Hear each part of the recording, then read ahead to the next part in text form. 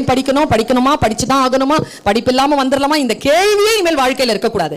ஏனென்றால் படித்தால் தான் நமக்கு சுயமரியாதை, படித்தால் தான் நமக்கு பவர், படித்தால் தான் நமக்கான உரிமை, படித்தால் தான் நம் கடமை என்னன்னு நமக்கு தெரியும். நம் ஆரோக்கியம், நம் மனம், நம் புத்தி எல்லாவற்றையும் நாம் நிர்வகிக்க கல்வி ஒன்றுதான் கருவி, ஆயுதம். வேற வழியே கிடையாது. மேம், ஸ்டாஃப்ஸ்லாம் வந்து ஒரே கிளாஸ்க்குள்ள டாப்பர்ஸ் டல் அப்படின்னு சொல்லிட்டு மார்க்கை பேஸ் பண்ணி பிரிக்கிறாங்க மேம். ஓகே, இது வந்து நாம கொஞ்சம் மாற்றிக்கொள்ளலாம். இன்னொரு விஷயம் என்ன தெரியும், இப்ப பார், நீ என்ன மாதிரி இருக்கிற, சரியா? நீ நான் தான். இப்ப நானும் நீ என்னன்னா மீன், கடல்ல நீந்துவோம், மரம் ஏற முடியாது, நாம மலை ஏற மாட்டோம்.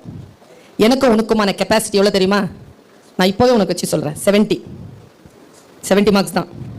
அதுக்கப்புறம் வாங்குறதெல்லாம் டாப்பர்ஸ் வாங்கிக்கிட்டோம். ஆனால் நீ 70 வாங்காம ஓயாத, 70 வாங்கிடு. டல்லுன்னு பிரிச்சாங்கல்ல அந்த வாயை மட்டும் பார்த்து வச்சுக்கோ, கூர்ந்து பார்த்து வச்சுக்கோ, அப்படி க்ளோஸ் அப்பில் பார்த்து வச்சுக்கோ. பார்த்து வச்சுட்டு மேக்னா 70 அப்படின்னு சொல்லு. யார் நம்ம நான் இன்னொரு விஷயம் சொல்லவா மேக்னா, உன்னை பார்த்தா எனக்கு ரொம்ப பிடிச்சிருக்குடா. நான் எப்படிப்பட்டவங்க தெரியுமா? நான் ஒரு ட்ரைனிங் ப்ரோக்ராம் போயிருந்தேன். அந்த ட்ரைனிங் ப்ரோக்ராமில் ஸ்மார்ட்டாக ஒருத்தர் வந்தார். யாருமே இல்லையே, யாராவது யார் மாதிரியாவது இருக்கலான்னு காட்டினா யாருமே இல்லையே. கொஞ்சம் சேர்மன் மாதிரி இருந்தாருன்னு வச்சுக்கோங்க. என்ன பண்ணாரு, நேராக வந்து கிளாஸ் எடுத்தாருடா அவரு. மேக்னா கவனிக்கிறியா? உனக்காக தான் பேசுறேன், நல்லா தெரிஞ்சுக்கோ. நம்மள யாராவது டல்லுன்னு சொன்னாங்கன்னா அவங்கள பார்த்து வச்சுக்கோ. நீ ஓடமும் ஒரு நாள் வண்டியில் ஏறும், வண்டியும் ஒரு நாள் ஓடத்தில் ஏறும். என்ன பண்ண சார், 600 ரூபா சார் ட்ரைனிங் ப்ரோக்ராம் சார். நல்லா சோறு போட்டாங்க. நாங்கள் ஒரு 300 பேர் போயிருந்தோம்.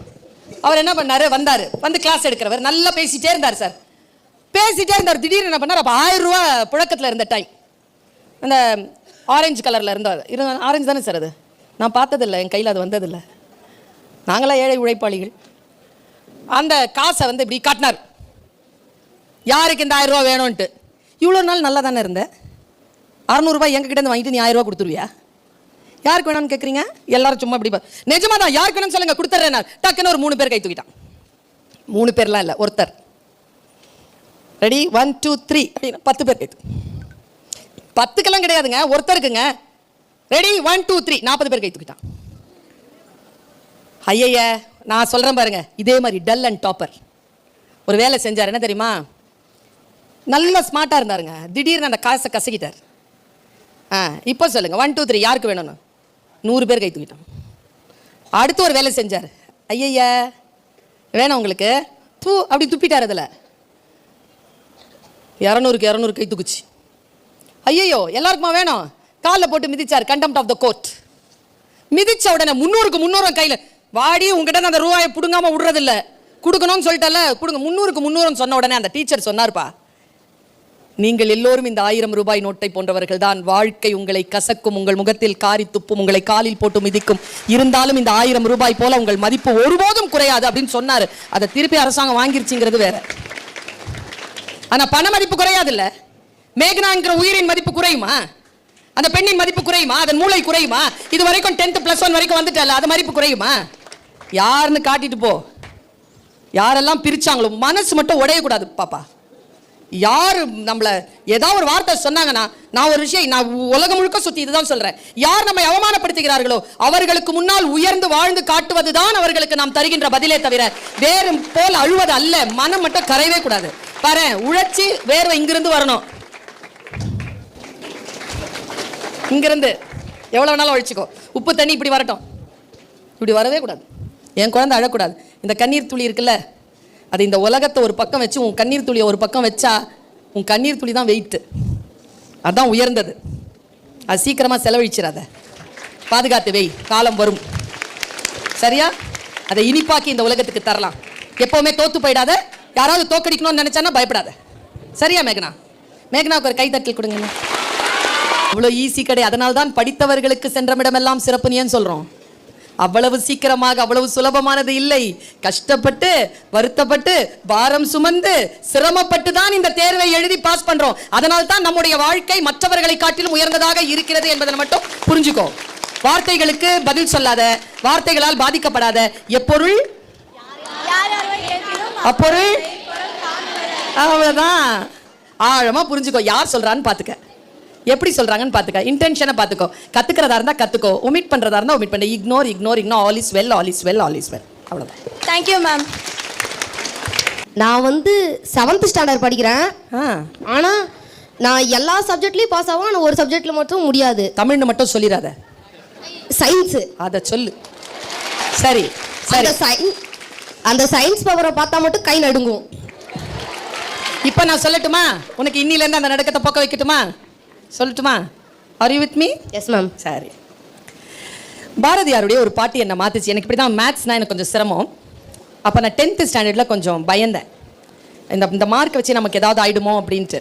ஃபெயிலானா வீட்டில் படிக்க வைக்க மாட்டாங்க, அடுத்ததாக வேற ஏதாவது முடிவு எடுத்துருவாங்கன்ற பயம். நல்லா தெரிஞ்சுக்கோ. உன் பேர் என்ன? Sarvin.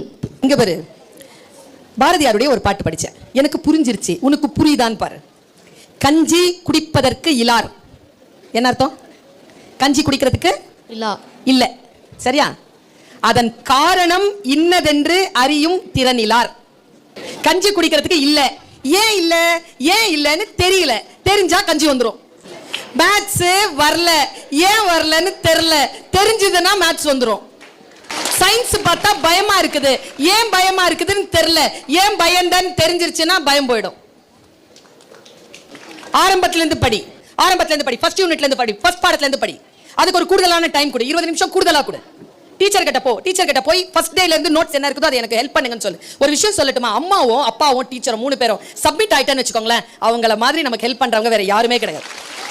we have to submit ourselves. அம்மா எனக்கு இதுமா, எனக்கு இப்படி இருக்குமா, அப்பா எனக்கு இப்படி இருக்குப்பா, டீச்சர் எனக்கு இப்படி இருக்கு, டீச்சர் எனக்கு ஹெல்ப் பண்ணுங்க. ஜென்யூனா நீ கேளு, நீ ஜென்யூனா கேளு. எதையுமே பார்த்து பயப்படாத என் குழந்தைய. நான் திருப்பி திருப்பி சொல்றேன், எந்த சப்ஜெக்ட். ஆனா உனக்கு ஒரு விஷயம் சொல்ல, 10th அப்புறமா நீ முடிவு எடுத்துக்கலாம் உனக்கு சயின்ஸ் வேணுமா வேணாமான்னு. பட் 10th வரைக்கும் நீ அடிப்படையான பிசிக்ஸ், அடிப்படையான கெமிஸ்ட்ரி, அடிப்படையான பயாலஜி நீ தெரிஞ்சுதான் ஆகணும். அடிப்படையான மேத்ஸ் நீ தெரிஞ்சுதான். அதில் +1 +2 போக முடியும். ஒன்றும் இல்லை, பஸ்ல இருந்து கீழே இறங்கும் போது விழாம இருக்கணும்னா பிசிக்ஸ் தெரியணும். சுடுதண்ணியை ஒழுங்கா ப்ராப்பரா குடிக்கணும்னா உனக்கு கெமிஸ்ட்ரி தெரியணும். உனக்கு சாப்பிட்ட சாப்பாடு செரிக்குதா செரிக்கலையான்னு ஒரு புத்தி இருக்குன்னா அதுக்கு பயாலஜி தெரியணும். பேசிக்கான விஷயங்கள் தான் இப்போ சொல்லி தருவாங்க. ஸோ மிரளாத, பயப்படாத. பயப்பட்டனா படிக்க முடியாது, எதிர்கொள். எனக்கு என்னமோ இவ்வளோ போல்டாக இருக்கிற, உனக்கெல்லாம் சயின்ஸ் ஒரு மேட்டரே கிடையாதுன்னு தெரியுது. அடுத்த வாட்டி நான் வரும்பொழுது நீ சயின்ஸில் கண்டிப்பாக நீ கிளியர் ஆகி பெரிய மார்க் எடுத்திருப்பேன்னு நான் நினைக்கிறேன், நம்புகிறேன், ஆசீர்வதிக்கிறேன், பிரார்த்திக்கிறேன். அறம் பேசுகிற வாய் ஒருபோதும் பொய்க்காது. எனக்கு 5th வரையும் இவிஎஸ்ன்றது ஒன்று கவலையே இல்லை மேம். என்னது இவிஎஸ்? இவிஎஸ்னா என்னதுன்னு சொல்லு ma'am. Environment studies. Okay ma'am 6th அப்புறம் அது 3ஆக டிவைட் ஆயிருக்கு மேம். அதில் ஹிஸ்ட்ரி மட்டும் எனக்கு ஒழுங்காகவே வர மாட்டேங்குது. ஐயோ, என்ன சூப்பர் மேட்ரு தெரியுமா ஹிஸ்ட்ரி? கதை கேட்குற பழக்கம் இருக்குதா உனக்கு? Yes ma'am. அப்போ ஏன் ஹிஸ்ட்ரி தெரிய மாட்டேங்குது? மேம் வருஷத்தை ஞாபகம் வச்சிருக்க முடியல மேம். அப்படியா? நீ என்ன தெரியுமா பண்ணு, அதை வந்து உள்ள டிராவல் பண்ணு. நீ வந்து 1865 அப்படின்னு உடனே go to 1865, just travel with them. உனக்கு அந்த டிராவலிங் மைண்ட் இருந்துச்சுனாலே நீ வந்து கத்துக்கலாம்.